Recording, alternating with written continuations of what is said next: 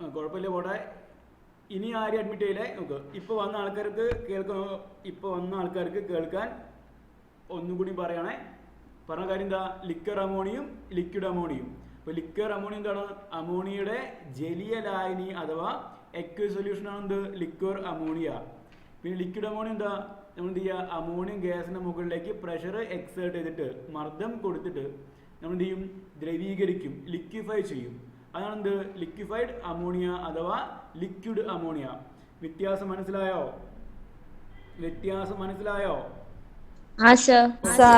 Okay. ഇനി കേട്ടോ, നമ്മൾ പറഞ്ഞ കാര്യം എന്താ? നമുക്കറിയാം, നമ്മൾ പറഞ്ഞു അമോണിയം. നോക്കിക്കോ, എന്താ? NH4Cl. ആരാ? പറ. ആരാണ് NH4Cl? അമോണിയം ക്ലോറൈഡ് അല്ലേ? അല്ലടാ, അമോണിയം. നോക്കിക്കോ, അപ്പൊ നമുക്ക് കറക്റ്റ് മനസ്സിലാക്കണേ. അമോണിയ പ്ലസ് ഹൈഡ്രോക്ലോറിക് ആസിഡ് അഥവാ ഹൈഡ്രജൻ ക്ലോറൈഡ് HCl.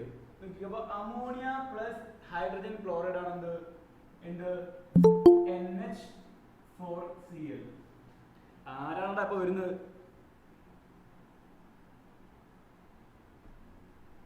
ഓക്കെ, അപ്പൊ നമ്മൾ അമോണിയവും പിന്നെ HCl കമ്പൈൻ ചെയ്യും.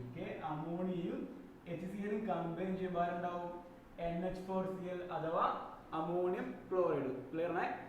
ഒന്നുകൂടി, അമോണിയവും പിന്നെ HCl കമ്പൈൻ ചെയ്യുന്നു, എന്തുണ്ടാവുന്നു? NH4Cl അഥവാ ammonium chloride.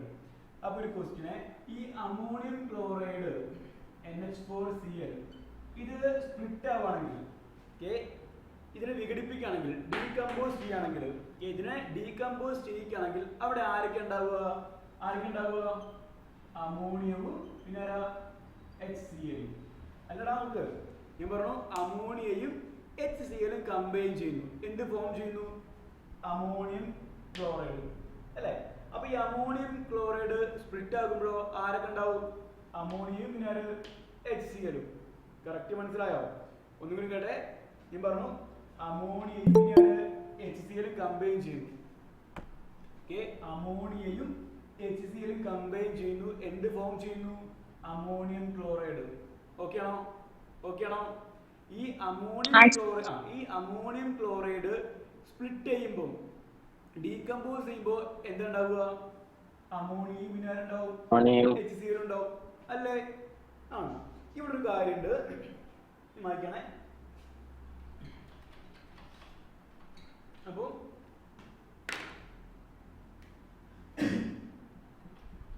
NH3 plus HCl gives NH4Cl ആണ്.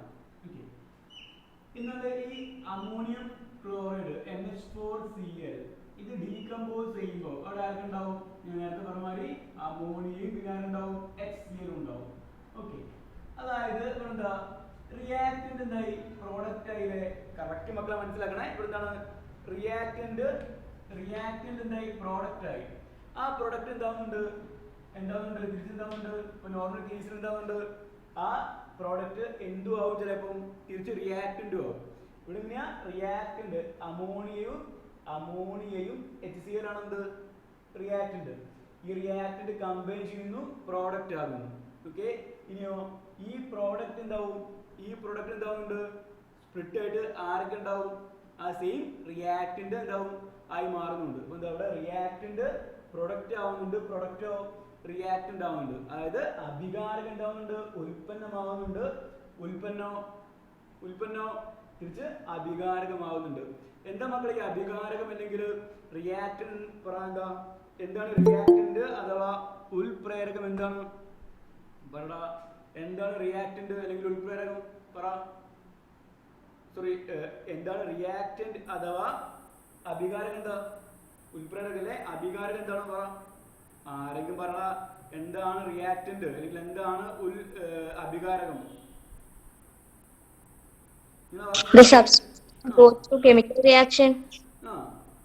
കെമിക്കൽ റിയാക്ഷനിൽ പാർട്ടിസിപ്പേറ്റ് ചെയ്യുന്നവരാണ് എന്ത്? റിയാക്ടന്റ്. ഒരു രാസപ്രവർത്തനത്തിൽ പങ്കെടുക്കുന്നവരാണ് എന്ത്? അഭികാരകം അല്ലെ? അഭികാരകം. ഒരു രാസപ്രവർത്തനത്തിൽ പങ്കെടുക്കുന്നവരാണ് എന്ത്? അഭികാരകം അഥവാ റിയാക്റ്റന്റ്.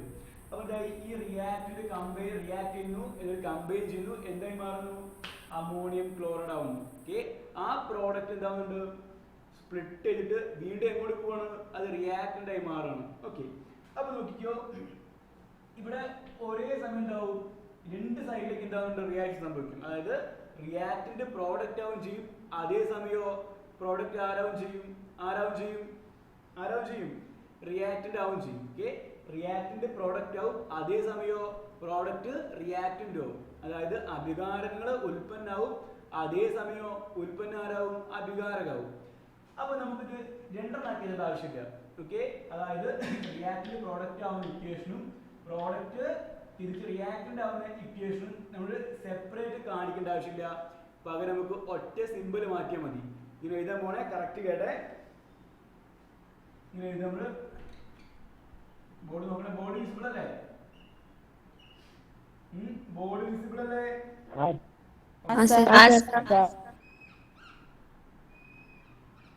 ഇങ്ങനെ ഒരു സിമ്പൽ ഇട്ട് വെച്ചാൽ, ഇങ്ങനെ ഒരു സിമ്പൽ ഇട്ട് വെച്ചാൽ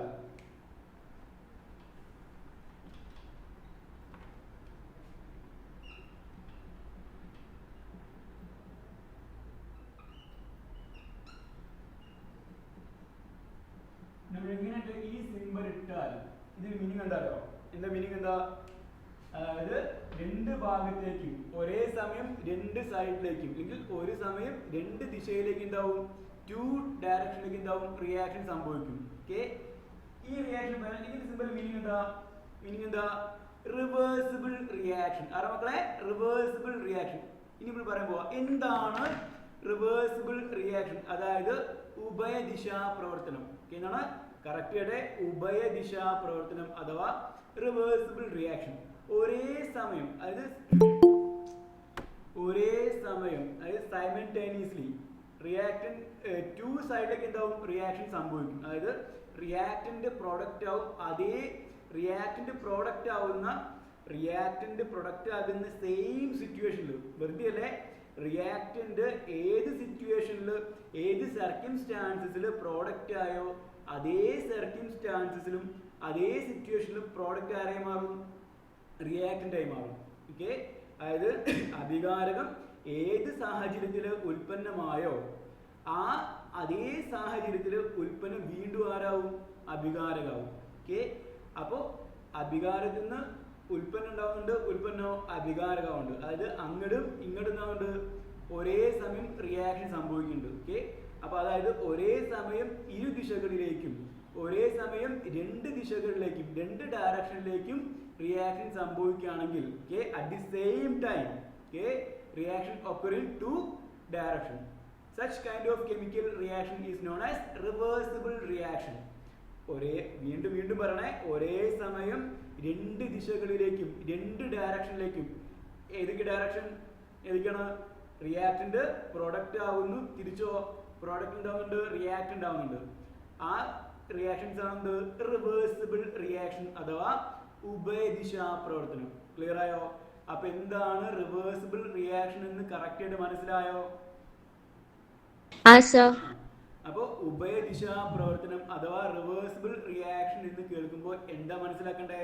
ഒരേ സമയം രണ്ട് ഡയറക്ഷനിലേക്കും രണ്ട് ദിശകളിലേക്കും എങ്ങനെ അഭികാരകം ഉൽപ്പന്നമാകുന്നു, അതേ സാഹചര്യത്തിൽ എന്താവും? ഉൽപ്പന്നം അഭികാരകമാവും. അതായത് റിയാക്ടന്റ് പ്രൊഡക്റ്റ് ആവുന്ന അതേ സിറ്റുവേഷനിൽ അല്ലെങ്കിൽ അതേ സർക്കിംസ്റ്റാൻസസിൽ പ്രോഡക്റ്റ് ആരും തിരിച്ച് റിയാക്ടന്റ് ആവും. ആ കൈൻഡ് ഓഫ് റിയാക്ഷൻ ആണ് എന്ത് റിയാക്ഷൻ? റിവേഴ്സിബിൾ റിയാക്ഷൻ അഥവാ എന്താണ് ഉഭയദിശാ പ്രവർത്തനം. ഓക്കെ, നമുക്ക് എന്ത് ചെയ്യാം? അതിങ്ങനെ രണ്ട് ഇക്വേഷൻ ഒക്കെ എഴുതാതെ ഈ ഒരു സിമ്പിൾ കൊണ്ട് നമുക്ക് എന്ത് ചെയ്യാം? അതിനെ റെപ്രസെന്റ് ചെയ്യാം. അപ്പോൾ ഈ ഒരു സിമ്പിൾ എന്താ റെപ്രസെന്റ് ചെയ്യുന്നത്?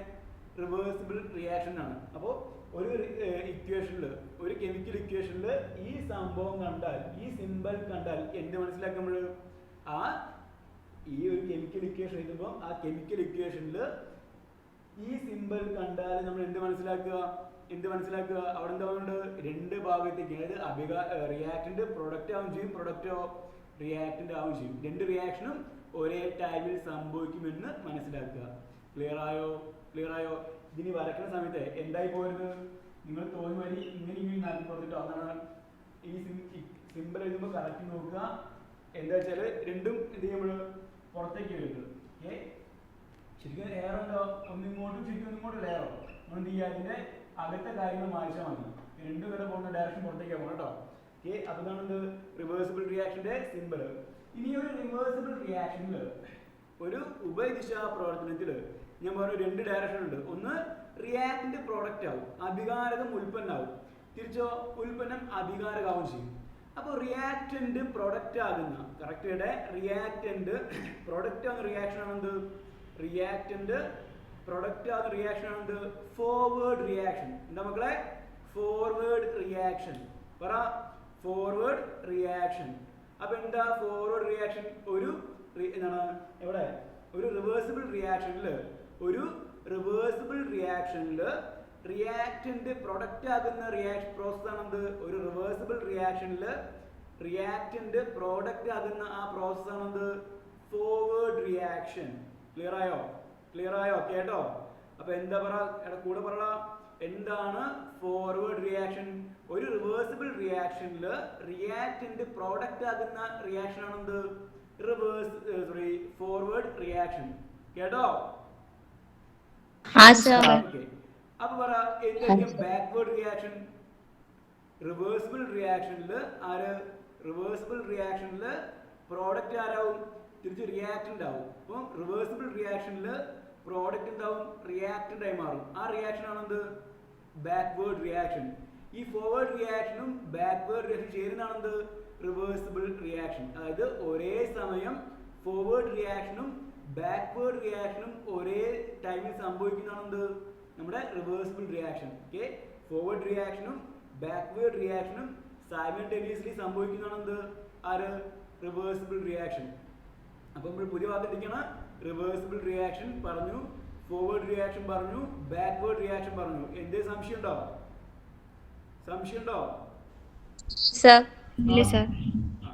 ഇനി അതിന് മലയാളം കേട്ടോ. മലയാളം എന്താ? നമ്മൾ പറഞ്ഞു അഭികാരകങ്ങള് ഉൽപ്പന്നമാകുന്ന പ്രക്രിയയാണെന്ത്? പ്രവർത്തനമാണെന്ത്? പുരോപ്രവർത്തനം. ആരാണ്? പുരോപ്രവർത്തനം. അതായത് ഇംഗ്ലീഷ് എന്താ? Forward reaction. ഓക്കെ, അപ്പോ അഭികാരകം ഉൽപ്പന്നമാകുന്ന പ്രവർത്തനമാണെന്ത്? പുരോപ്രവർത്തനം. ഉൽപ്പന്നം അഭികാരകമാവുന്നതാണെന്ത്? പശ്ചാത്ത് പ്രവർത്തനം. ആരാ മക്കളെ? പശ്ചാത്തും പുരോ. അപ്പൊ പുരോ എന്താ? പുരോ എന്ന് വെച്ചാല് അഭികാരകം ഉൽപ്പന്നമാകുന്നതാണെന്ത്? പുരോപ്രവർത്തനം. ഉൽപ്പന്നം അഭികാരകമാവുന്നതാണെന്ത്? പശ്ചാത്ത് പ്രവർത്തനം. അപ്പോൾ ഒരു കെമിക്കൽ റിയാക്ഷനിൽ, ഒരു രാസപ്രവർത്തനത്തില് പുരോപ്രവർത്തനവും പശ്ചാത്ത് പ്രവർത്തനവും ഒരേ സമയം സംഭവിച്ചാൽ നമുക്ക് എന്ത് പറയാം? അതിനെ ഉഭയദിശാ പ്രവർത്തനം എന്ന് വിളിക്കാം. ക്ലിയർ ആയോ?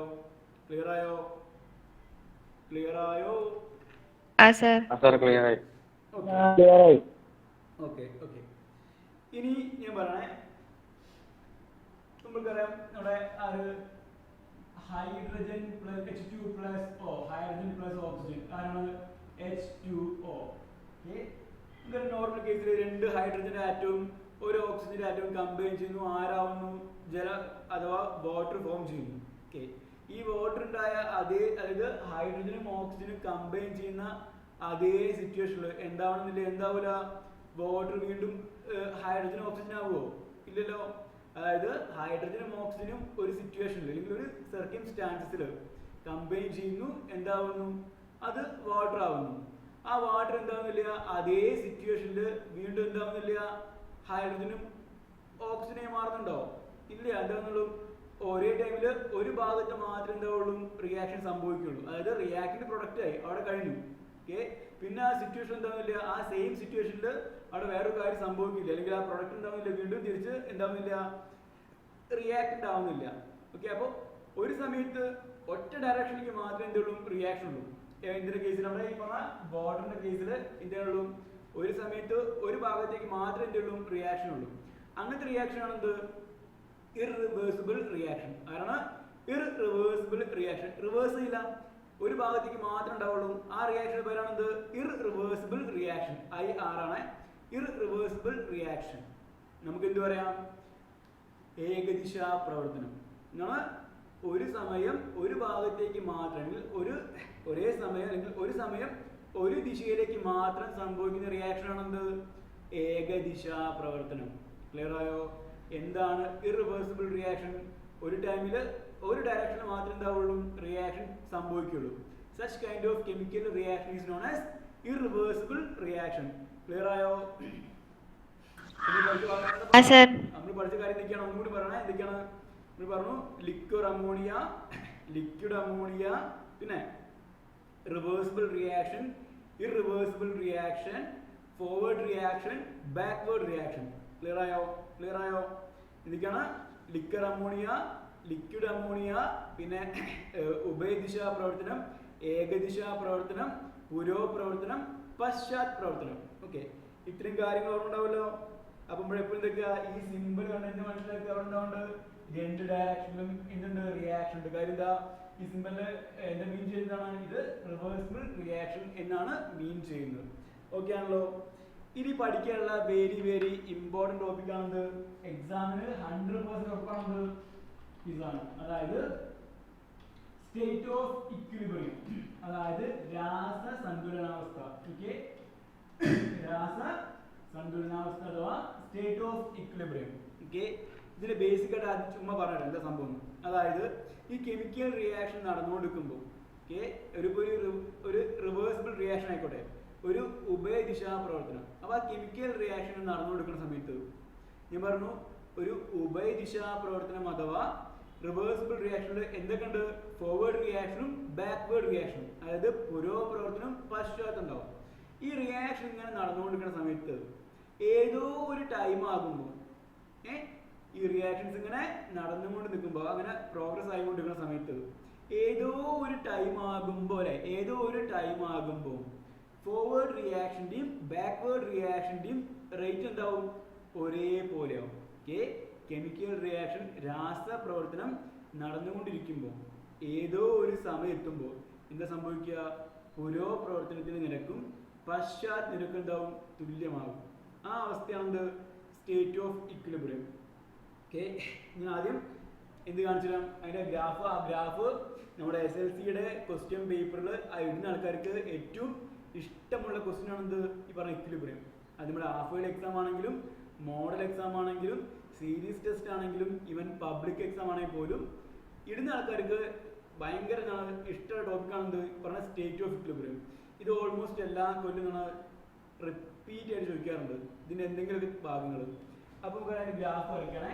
ഈ ഗ്രാഫ് ചെയ്യാൻ മക്കള് എന്തായാലും പഠിച്ചു കേട്ടോ. ഓക്കെ, ഇവിടെ നമ്മൾ ഇത് റേറ്റ് ഓഫ് റിയാക്ഷൻ അഥവാ നിരക്ക്, രാസപ്രവർത്തന നിരക്ക്. ഓക്കെ, ദെൻ ഇവിടെ നമുക്ക് എന്ത് വരും? ഇവിടെ ടൈമാണ്. ഇവിടുന്ന് ആരാ? ബാക്ക്വേർഡ് റിയാക്ഷനും. വരയ്ക്കുകയാണെങ്കിൽ എക്സാമിന് എപ്പോഴും ചോദിക്കുന്നതാണ്. നോക്കിയോ,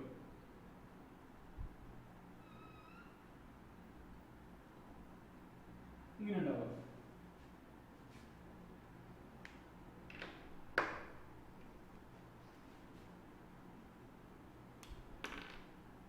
ഇതെന്താ? ഇത് ബാക്ക്വേർഡ് റിയാക്ഷൻ. ബാക്ക്വേർഡ് റിയാക്ഷൻ അഥവാ എന്താണ്? പശ്ചാത് പ്രവർത്തനം. ഇതെന്താ? ഫോർവേഡ് റിയാക്ഷൻ അഥവാ എന്താണ്? പുരോപ്രവർത്തനം. ഓക്കെ, നോക്കിക്കോ.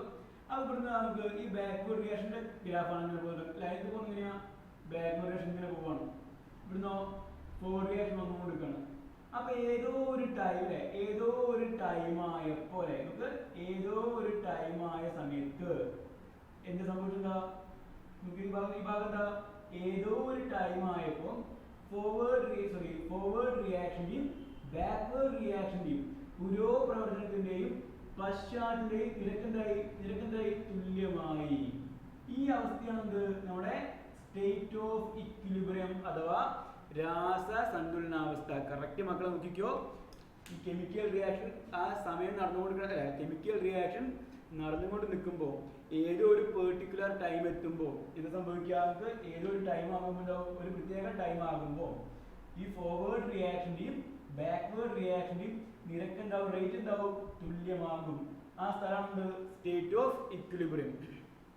ജസ്റ്റ് ഒരു എക്സാമ്പിൾ പറയാം. ഏറ്റവും എന്താണ് ഒരു ഫ്ലോർ ലെവല് എക്സാമ്പിൾ ആണ്. ഇപ്പൊ സപ്പോസ് നമ്മൾ നിഹാര എന്ത് വിചാരിക്കുക, നിഹാര ദോശ ചുടാൻ പോണേ. നിഹാര ദോശ ഉണ്ടാക്കാൻ അറിയോ? നിഹാര പോയോ? നിഹാരെ നിഹാര എന്ത് ചെയ്യാൻ പോണ്, ദോശ ഉണ്ടാക്കാൻ പോണേ. നിഹാര കയ്യിൽ ദോശന്റെ മാവുണ്ട്. ഒരു 20 ദോശക്കുള്ളതിരിക്കുക, 20 ദോശക്കുള്ള മാവ് പാത്രത്തിലുണ്ട്. ദോശക്കലൊക്കെ റെഡിയാണ്, വെക്കാൻ പോണ്. ആ സമയത്ത് നമ്മുടെ പ്ലേറ്റിൽ എന്താ ഉള്ളത്, 0 ദോശ ഉണ്ടാവും. ചുടാൻ പോകുന്നുള്ളൂ. ഈ ചുടാൻ പോകുന്ന സമയത്ത് നമുക്ക് എന്താണ് അവിടെ അഭികാരകം അഥവാ റിയാക്റ്റഡ് മാവാണ്. നമുക്ക് ഒരുപാട് റിയാക്റ്റൻ്റ് ഉണ്ട്. നോക്കിയാൽ ഒരു കെമിക്കൽ റിയാക്ഷൻ സ്റ്റാർട്ട് ചെയ്യുമ്പോൾ അവിടെ ആര് 0 ആയിരിക്കും. ഒരു കെമിക്കൽ റിയാക്ഷൻ സ്റ്റാർട്ട് ചെയ്യുമ്പോൾ അവിടെ നിന്നാണ് റിയാക്റ്റൻ്റ് കുറേ ഉണ്ടാവും, പ്രൊഡക്റ്റോ 0 ആയിരിക്കും. അതായത് നിഹാര ദോശ ഉണ്ടാക്കാൻ പോവാണ്, ഒക്കെ സെറ്റാണ്. ആ സമയത്ത് ഒരു 20 നമ്പർ ദോശക്കുള്ളുന്നുണ്ട്, മാവുണ്ട്. അപ്പോൾ റിയാക്ഷൻ എത്രയുണ്ട്, മാവ് എത്രയുണ്ട്. പക്ഷെ ഒറ്റ ദോശയും പ്ലേറ്റ് ഇല്ല. ഇനി നിഹാര എന്താക്കും, ദോശ ഇങ്ങനെ ചുട്ടു. ഫസ്റ്റ് ദോശ ചുട്ട്. അപ്പോൾ എന്തായി, മാവില് എന്ത് കുറഞ്ഞു, മാവ് കുറഞ്ഞു. ഇവിടെ എന്ത് കൂടി, പ്ലേറ്റിൽ ഒരു ദോശ കൂടി, പ്രൊഡക്റ്റ് കൂടി.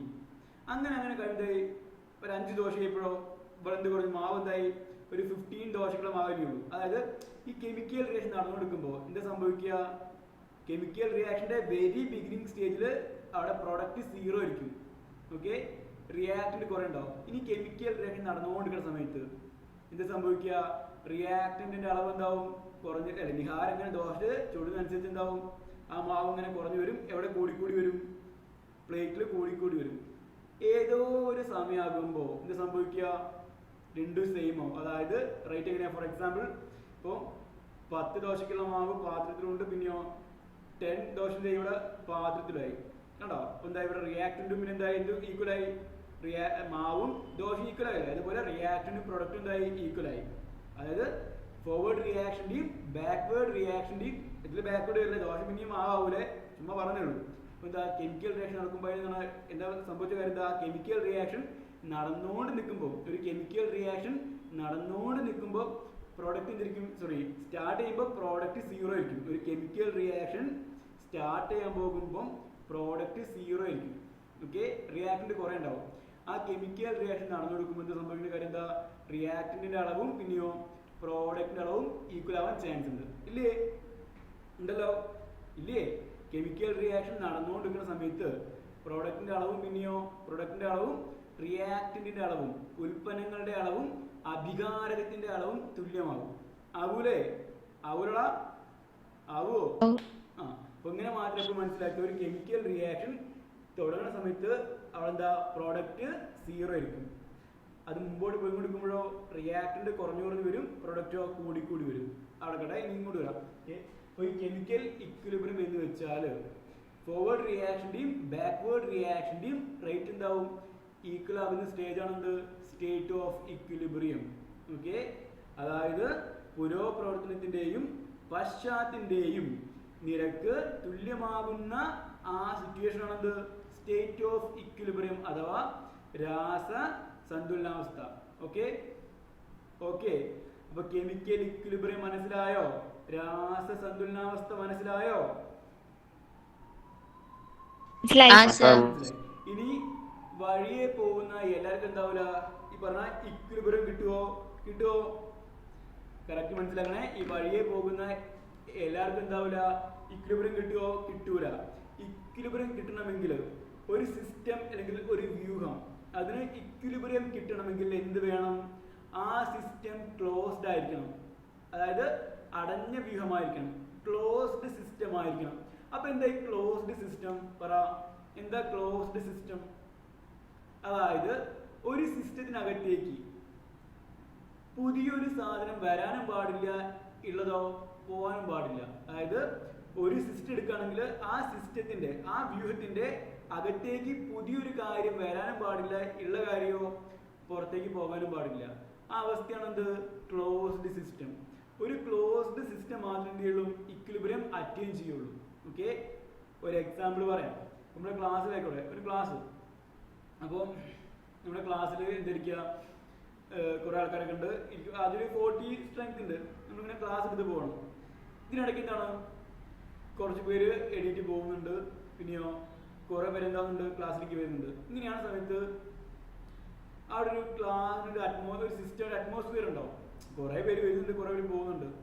അങ്ങനെയാണ് സമയത്ത് അവിടെ എന്തില്ല, ആർക്കെങ്കിലും ക്ലാസ് മനസ്സിലാവും. അല്ലെങ്കിൽ വന്നൂരിങ്ങനെ പോകുന്നുണ്ട് അല്ലേ, പുതിയ ആൾക്കാർ വരുന്നുണ്ട്, പഴയ പേരോ ഇങ്ങനെ പോകുന്നുണ്ട്, ഇവിടെ റിയാക്ഷൻ സംഭവിക്കുന്നുണ്ട്. നമ്മളിങ്ങനെ ക്ലാസ് എടുത്തുകൊണ്ടിരിക്കുന്നുണ്ട്, കുറേ പേര് വരുന്നുണ്ട്, കുറേ പേര് പോകുന്നുണ്ട്. അങ്ങനെ അപ്പോൾ ക്ലാസ്സിൽ എന്താ പറയുക, ഒരു സ്റ്റെബിലിറ്റി ഉണ്ടാവും, ഒരു സ്ഥിരത ഉണ്ടാവും ഇല്ലല്ലോ. കാര്യം എന്താ, കുറേ പേര് വരുന്നുണ്ട്, കുറേ പോകുന്നുണ്ട്, അപ്പോൾ അവർക്ക് ആർക്കൊന്നും കിട്ടുന്നില്ല. ഓക്കെ, അപ്പോൾ അങ്ങനത്തെ ഒരു അങ്ങനത്തെ ഒരു ഓപ്പൺ സിസ്റ്റം ആണെങ്കിൽ അവിടെ ഒരിക്കലും എന്താ ചാൻസ് ഇല്ല. അപ്പോൾ കൂടെ ഒരു ടീച്ചർ തന്നെ ക്ലാസ് കണ്ടുകൊള്ളാൻ പറ്റുമോ? ഇതിങ്ങനെ നിരന്തരം അങ്ങനെ വന്നുകൊടുക്കുകയാണ്, പിന്നെയോ കുറെ പോയിക്കൊടുക്കുകയാണ്. അപ്പോൾ ക്ലാസ്സിൽ നമുക്കൊരു എന്താ പറയാ, ഒരു സ്റ്റേബിളാക്കി വെക്കാൻ പറ്റുമോ? പറ്റില്ലല്ലോ. പറ്റുമോ? പറ്റൂടാ. ഇങ്ങനെ പോയിക്കൊടുക്കുകയാണ്, പിന്നെയോ വന്നുകൊടുക്കുകയാണ്. നമുക്ക് ഒരു സ്റ്റേബിളാക്കി വെക്കാൻ പറ്റുമോ? പറ്റുമോ? ഇല്ല. എന്ന് പറയുമ്പോൾ തന്നെ ഒരു സിസ്റ്റം അതിലേക്ക് കുറെ സാധനം പുറത്തില്ലേ. അപ്പൊ ഒരു കെമിക്കൽ റിയാക്ഷൻ ആയിക്കോട്ടെ, അതിൽ വീണ്ടും കുറെ റിയാക്ടന്റ് വരുന്നുണ്ട്, അല്ലെങ്കിൽ ഹീറ്റ് കൂടുന്നുണ്ട്, നമ്മൾ എന്തെങ്കിലും ചെയ്യായിരിക്കും. ഒരു കെമിക്കൽ റിയാക്ഷൻ, ഒരു വ്യൂഹം, ഒരു സിസ്റ്റം. അതിലേക്ക് നമ്മൾ എന്ത് ചെയ്യണം, കുറെ പുതിയ കാര്യം ആഡ് ചെയ്യുന്നുണ്ട്, പിന്നെയോ കുറെ ഉള്ളത് നമ്മൾ കൊണ്ടുപോകുന്നുണ്ട്. അങ്ങനെ കാരണം സമയത്ത് എന്താവില്ല, ഒരു സിസ്റ്റം ഒരിക്കലും എന്താവില്ല, ഇക്വിലിബ്രിയം അറ്റൈൻ ചെയ്യോ? ഇല്ല. അപ്പൊ ഇങ്ങനെ മനസ്സിലാക്കുക, ഒരു സിസ്റ്റത്തിന് ഇക്വിലിബ്രിയം അറ്റൈൻ ചെയ്യാൻ എന്ത് വേണം? ആ സിസ്റ്റം ക്ലോസ്ഡ് ആയിരിക്കണം. എപ്പോഴാണ് ക്ലോസ്ഡ് ആവുക? ആ സിസ്റ്റത്തിനകത്തേക്ക് പുതിയൊരു കാര്യം വരാനും പാടില്ല, പിന്നെയോ ഉള്ള കാര്യങ്ങൾ പുറത്തേക്ക് പോകാനും പാടില്ല. ഓക്കെ, അങ്ങനത്തെ സിസ്റ്റമാണ് എന്ത്? Closed system. ഓക്കെ, ആ ക്ലോസ്ഡ് സിസ്റ്റം മാത്രമേ എന്ത് അറ്റൈൻ ചെയ്യുള്ളൂ? ഇക്വിലിബ്രിയം അറ്റൈൻ ചെയ്യുള്ളൂ. ഒന്നും കൂടി ഞാൻ പറഞ്ഞു, ഒരു എന്താ പറയാ, ഒരു വ്യൂഹത്തിലേക്ക്, ഒരു വ്യൂഹം എപ്പോഴാണ് ഇക്വിലിബ്രിയം, ഒരു വ്യൂഹം എപ്പോഴാണ് സന്തുലനാവസ്ഥ പ്രാപിക്കുക? ആ വ്യൂഹത്തിലേക്ക് പുറത്തുനിന്ന് പുതിയൊരു കാര്യം വരാനും പാടില്ല, പിന്നെയോ ഉള്ള ഒരു കാര്യം പുറത്തേക്ക് പോകാനും പാടില്ല. അങ്ങനത്തെ ഒരു അവസ്ഥയാണ് എന്ത്? അടഞ്ഞ എന്താണ്, ക്ലോസ്ഡ് സിസ്റ്റം എന്ന് പറയാം, എന്താണ് അടഞ്ഞ വ്യൂഹം എന്ന് പറയാം. ഓക്കെ, ഈ അടഞ്ഞ വ്യൂഹം അല്ലെങ്കിൽ ക്ലോസ്ഡ് സിസ്റ്റം മാത്രം എന്ത് ചെയ്യുള്ളൂ? എന്ത് അറ്റൈൻ ചെയ്യുള്ളൂ? നമ്മുടെ സന്തുലനാവസ്ഥ അറ്റൈൻ ചെയ്യാൻ സാധിക്കുള്ളൂ. ഓക്കെ, അപ്പൊ ഈ ഒരു ഭാഗത്ത് നിന്ന് എക്സാം ചോദിക്കും. ഓക്കെ, ഈ ഗ്രാഫ് എന്തുമായിട്ട് ബന്ധപ്പെട്ട? അപ്പോൾ ഇവിടെ പേരുണ്ടാവില്ലേ, ഈ പേര് കാര്യം വായിക്കാം. ഇവിടെ ഉണ്ടാവും, ഇങ്ങനെ ഉണ്ടാവുക. എക്സാമിൽ സ്ഥിരം ക്വസ്റ്റ്യൻ ആണ്. ഇവിടെ എ എന്നുണ്ടാവുക, ABC. ഇതിന് ഫസ്റ്റ് ചോദിക്കും തരാം തന്നിട്ട്, ഈ ഗ്രാഫ് എന്തിനെയാണ് ഇൻഡിക്കേറ്റ് ചെയ്യുന്നത്? എന്തിനാ ഈ ഗ്രാഫ് ആരെ സൂചിപ്പിക്കുന്നത്? പറടാ. സ്റ്റേറ്റ് ഓഫ് ഇക്വിലിബ്രിയമാണ് അല്ലേ? രാസ സന്തുലനാവസ്ഥ കാണിക്കുന്ന ഗ്രാഫ് അല്ലേ അല്ലേ? എ എന്ന പോയിന്റ് ആരെയാണ് ഇൻഡിക്കേറ്റ് ചെയ്യുന്നത്? എ എന്താ? അപ്പൊ ഫസ്റ്റ് ക്വസ്റ്റ്യൻ എന്താ? ഇത് ആരെയാണ്? എ എന്ന ഒരു പോയിന്റ് ആര് ഇൻഡിക്കേറ്റ് ചെയ്യുന്നത്? പറ. എന്താണ് എ ഭാഗം? ഏതാണ്? ബാക്ക്വേർഡ് റിയാക്ഷൻ അല്ലെങ്കിലോ പശ്ചാത്ത പ്രവർത്തനം. ബി എന്ന പോയിന്റ് ആര് ഇൻഡിക്കേറ്റ് ചെയ്യുന്നത്? ഫോർവേഡ് റിയാക്ഷൻ അല്ലെങ്കിൽ പുരോ പ്രവർത്തനത്തെയാണ് സൂചിപ്പിക്കുന്നത്. അങ്ങനെയെങ്കിൽ ഈ പോയിന്റ് സി എന്താ ഇൻഡിക്കേറ്റ് ചെയ്യുന്നത്? സ്റ്റേറ്റ് ഓഫ് ഇക്വിലിബ്രിയം അല്ലെങ്കിലോ രാസ സന്തുലനാവസ്ഥ എന്ന് ചോദിക്കും. വാട്ട് ഈസ് എന്താണ് ഈ പറഞ്ഞ സി എന്ന പോയിന്റ് ആരെയാണ് ഇൻഡിക്കേറ്റ് ചെയ്യുന്നത്? അതെന്താന്ന് ചോദിക്കും. സി എന്ന പോയിന്റ് സ്റ്റേറ്റ് ഓഫ് ഇക്വിലിബ്രിയം ആണ്. What is state of equilibrium? ഒരു റിവേഴ്സിബിൾ റിയാക്ഷനിൽ ഫോർവേഡ് റിയാക്ഷനും ബാക്ക്വേർഡ് റിയാക്ഷനും റേറ്റ് ഈക്വൽ ആവുന്ന അവസ്ഥയാണ് എന്ത്? State of equilibrium. ഓക്കെ, ഒരു ഉഭയദിശാ പ്രവർത്തനത്തിൽ എന്താണ് പുരോ പ്രവർത്തനത്തിന്റെയും പശ്ചാത്തിന്റെയും നിരക്ക് തുല്യമാകുന്ന അവസ്ഥയാണ് നമ്മുടെ എന്ത് രാസ സന്തുലനാവസ്ഥ. ക്ലിയർ ആയോ മക്കളെ? ക്ലിയർ ആയോ? അപ്പോൾ എന്തെങ്കിലും സിസ്റ്റം ഉണ്ടാക്കി അവിടെ എന്ത് പ്രാപിച്ചു, കെമിക്കൽ ഇക്വിലിബ്രിയം എന്തായി, രാസസന്തുലനാവസ്ഥ പ്രാപിച്ചു കഴിഞ്ഞു. ഓക്കെ, ഇനി ഇതിൽ നമുക്ക് മെയിൻ പഠിക്കുന്ന സാധനമാണ് എന്താ മക്കളെ, നമ്മുടെ Le Chatelier പ്രിൻസിപ്പിളെ. Okay, Le Chatelier principle. Okay, നമുക്ക് ആദ്യം നിന്ന് പ്രസന്റ് എടുക്കേ.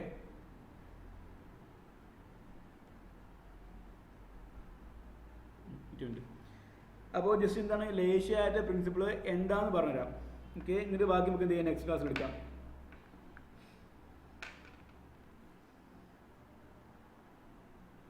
ഞാൻ പറഞ്ഞു ഓൾറെഡി ഇക്വിലിബ്രിയം അറ്റൈൻ ചെയ്ത ഒരു സിസ്റ്റം, അതായത് രാസസന്തുലനാവസ്ഥ പ്രാപിച്ച ഒരു സിസ്റ്റം. കറക്റ്റ് കേട്ടെ, ഓൾറെഡി കെമിക്കൽ ഇക്വിലിബ്രിയം അറ്റൈൻ ചെയ്ത ഒരു സിസ്റ്റം, രാസസന്തുലനാവസ്ഥ പ്രാപിച്ച ഒരു വ്യൂഹം. അതിലേക്ക് അല്ലെങ്കിൽ അതിൻ്റെ ടെമ്പറേച്ചർ, പ്രഷർ, കോൺസെൻട്രേഷൻ അറിയിക്കണം. ടെമ്പറേച്ചർ, പ്രഷർ, കോൺസെൻട്രേഷൻ, താപനില, മർദ്ദം, ഗാഢത. കറക്റ്റ് കേട്ടെ, താപനില, മർദ്ദം, ഗാഢത, ടെമ്പറേച്ചർ, പ്രഷർ, കോൺസെൻട്രേഷൻ. ഇതിലെന്തെങ്കിലും മാറ്റം വരുത്തിയാൽ, ഞാൻ പറഞ്ഞു ഇക്വിലിബ്രിയം സ്റ്റേറ്റ് ഇരിക്കുന്ന രാസസന്തുലനാവസ്ഥ പ്രാപിച്ച ഒരു സിസ്റ്റം അഥവാ വ്യൂഹത്തിലേക്ക്, അല്ലെങ്കിൽ ആ വ്യൂഹത്തിൻ്റെ ഗാഢത, മർദ്ദം, pressure, temperature, pressure or concentration, ഇതിലേതെങ്കിലും ഒന്നിന് മാറ്റം വരുത്തിയാൽ സിസ്റ്റം എന്ത് ചെയ്യും, ആ മാറ്റത്തെ ഉൾക്കൊണ്ടിട്ട് എന്ത് ചെയ്യും, നള്ളിഫൈ ചെയ്യും. ആ ചേഞ്ചിനെ നള്ളിഫൈ ചെയ്യും. ആ ചേഞ്ചിൻ്റെ എഫക്റ്റ് ഇല്ലാണ്ടാക്കി എന്ത് ചെയ്യും, സിസ്റ്റം എന്ത് ചെയ്യും, ഒരു പുതിയൊരു ഇക്വിലിബ്രിയം ഉണ്ടാക്കിയെടുക്കും. ഒന്നുകൂടെ, ഓൾറെഡി ഇക്വിലിബ്രിയം അഥവാ സന്തുലനാവസ്ഥയിൽ ഇരിക്കുന്ന ഒരു വ്യൂഹത്തിൻ്റെ ഗാഢതയിലോ, മർദ്ദത്തിലോ, താപനിലയിലോ, പ്രഷറിലോ, കോൺസെൻട്രേഷനിലോ, ടെമ്പറേച്ചറിലോ എന്തെങ്കിലും മാറ്റം വരുത്തിയാൽ ആ സിസ്റ്റം എന്ത് ചെയ്യും, ആ മാറ്റത്തെ ഉൾക്കൊണ്ടിട്ട് എന്ത് ചെയ്യും, അതിനെന്താണ്, ആ ഇതിനെ അക്സെപ്റ്റ് ചെയ്തിട്ട് എന്ത് ചെയ്യും, ദേ പ്രൊഡ്യൂസ് ഒരു ന്യൂ ഇക്വിലിബ്രിയം. ആ പുതിയ മാറ്റത്തെ ഉൾക്കൊണ്ടുകൊണ്ടിട്ട്, ആ മാറ്റത്തിനെ നള്ളിഫൈ ചെയ്തുകൊണ്ടിട്ട്, അതിനെ ഇല്ലായ്മ ചെയ്തുകൊണ്ട്, ആ മാറ്റത്തെ ഇല്ലായ്മ ചെയ്തുകൊണ്ട് എന്ത് ചെയ്യും, നള്ളിഫൈ ചെയ്തിട്ട് ഒരു പുതിയൊരു ഇക്വിലിബ്രിയം സ്റ്റേറ്റ് ആരുണ്ടാക്കിയെടുക്കും, സിസ്റ്റം സ്വയം ഉണ്ടാക്കിയെടുക്കും. അതായത് ആ മാറ്റത്തെ ഉൾക്കൊണ്ടിട്ട് എന്ത് ചെയ്യും, ആ മാറ്റത്തെ ഉൾക്കൊണ്ടിട്ട് പുതിയൊരു ഇക്വിലിബ്രിയം ആരുണ്ടാക്കിയെടുക്കും, സിസ്റ്റം ഉണ്ടാക്കിയെടുക്കും. ഇതാണെന്ത് നമ്മുടെ Le Chatelier പ്രിൻസിപ്പിൾ. ക്ലിയർ ആയോ? എന്താണെന്ന് മനസ്സിലായോ? ഞാൻ പറഞ്ഞു ഇക്വിലിബ്രിയം സ്റ്റേറ്റ് ഇരിക്കുന്ന, തുല്യമായ സന്തുലനാവസ്ഥയിലിരിക്കുന്ന ഒരു വ്യൂഹത്തിൻ്റെ, സിസ്റ്റത്തിൻ്റെ ടെമ്പറേച്ചറിലോ, പ്രഷറിലോ, കോൺസെൻട്രേഷനിലോ, ഗാഢതയിലോ, താപനിലയിലോ, മർദ്ദത്തിലോ വല്ല മാറ്റവും വരുത്തുകയാണെങ്കിൽ ആ മാറ്റത്തെ ഉൾക്കൊണ്ടിട്ട്, അല്ലെങ്കിൽ ആ മാറ്റത്തിൻ്റെ എഫക്റ്റിനെ നള്ളിഫൈ ചെയ്തിട്ട്, ഇല്ലായ്മ ചെയ്തുകൊണ്ട് സിസ്റ്റം എന്ത് ചെയ്യും, പുതിയൊരു ഇക്വിലിബ്രിയം ഉണ്ടാക്കിയെടുക്കും. ഈ സാധനമാണ് എന്ത്, നമ്മുടെ Le Chatelier പ്രിൻസിപ്പിൾ. നമ്മുടെ 10th സിലബസിൽ ഏറ്റവും ഇമ്പോർട്ടൻ്റ് ആണ് എന്ത്, ഈ Le Chatelier പ്രിൻസിപ്പിൾ. ക്ലിയർ ആയോ? വേറെ കാര്യം പറഞ്ഞുതരാം. നമ്മുടെ ഫ്ലഡൊക്കെ ഉണ്ടായില്ലേ, ഫ്ലഡ് ഉണ്ടായില്ലേ, ഫ്ലഡ് എന്താ, വെള്ളപ്പൊക്കം ഉണ്ടായി കഴിഞ്ഞ, ഭയങ്കര മഴയൊക്കെ ഉണ്ടായില്ലേ, ആ സമയത്ത് ഒരുപാട് ചർച്ച ചെയ്തൊരു പ്രിൻസിപ്പിളാണ് എന്ത്, Le Chatelier പ്രിൻസിപ്പിൾ. നിങ്ങൾ വാട്സപ്പൊക്കെ നോക്കുന്നുണ്ടെങ്കിൽ നിങ്ങൾക്ക് മനസ്സിലാവും. ഒരുപാട് പേര് എന്തൊക്കെയുണ്ട്, ആ ഒരു നമ്മൾ എന്താക്കിയിട്ടുണ്ട്, ഇപ്പോൾ നമ്മുടെ നേച്ചുറൽ പ്രകൃതി, ആ പ്രകൃതി എന്തൊക്കെയുമ്പോഴോ